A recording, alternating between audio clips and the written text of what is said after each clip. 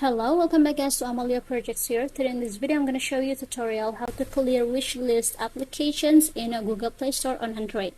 But before it, I hope you guys click subscribe and the bell button to support the channel. And so now without any further ado, let's get started to the video.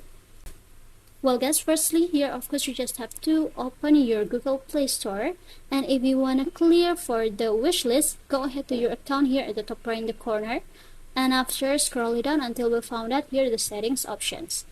And now in the settings, go ahead to this general options. After open this account and device preferences. After in this page you just have to scroll it down. At the bottom we'll find out here the clear wishlist. Just tap on it.